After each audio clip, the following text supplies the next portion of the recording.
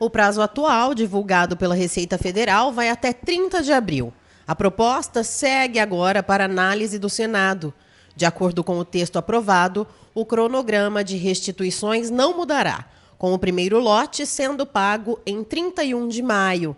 Segundo a contadora Rosimere Paloschi, mesmo que a mudança seja aprovada, é aconselhável que o contribuinte declare o imposto o quanto antes. Quanto antes nós declararmos o imposto de renda, antes a Receita Federal retornará a nossa restituição, se assim nós conseguirmos, então, gerar este retorno para o próprio contribuinte, que vai variar de acordo com a quantidade de despesas dedutíveis que ele tem para apresentar. É preciso estar atento e já ter toda a papelada na mão. Os documentos servem para a Receita fazer o cruzamento de dados e saber o quanto de impostos você pagou no último ano e se sonegou ou não. Além da possível mudança na data para a entrega do imposto de renda, é importante falar sobre outras mudanças, como, por exemplo, a declaração de recebimento do auxílio emergencial. De acordo com a contadora, pessoas que receberam o auxílio indevido terão que devolver a quantia para a Receita Federal. Esse ano nós temos mais esta novidade. Aqueles que receberam, aquelas pessoas físicas que receberam o auxílio emergencial em 2020 e que tiveram rendimentos tributáveis, por exemplo, rendimento de salários acima de R$ 22.847 também no ano calendário de 2020, estão obrigados a declarar o imposto de renda. Entretanto, a notícia não é muito boa, porque se esses contribuintes receberam acima de 22 mil de rendimentos tributáveis, eles precisarão obrigatoriamente fazer a devolução do auxílio emergencial à Receita Federal.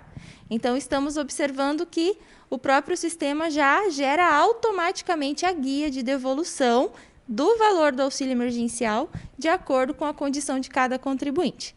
Recebeu acima do valor isento, recebeu o auxílio emergencial, vai precisar fazer a devolução do mesmo à Receita Federal. Rosimere lembra ainda quem deve ou não declarar e quais os requisitos em relação a dependentes legais. Existem, na verdade, algumas condições que tornam as pessoas obrigadas a declarar o imposto de renda, que seriam aqueles que possuem rendimentos tributáveis acima de R$ 28.559 durante o ano calendário anterior, aqueles que recebem, então, rendimentos isentos superior a R$ 40 mil, aqueles que também operam em bolsa de valores. Isso é bem importante. A gente teve aí durante esse ano várias pessoas que se aventuraram, que tiveram curiosidade e buscaram, então, operar junto à bolsa de valores, que precisam ficar atentos e também fazer a declaração. Não há limite para dependentes, mas, de fato, os filhos, por exemplo, podem ser vinculados como dependentes na declaração de imposto de renda, ou do pai ou da mãe.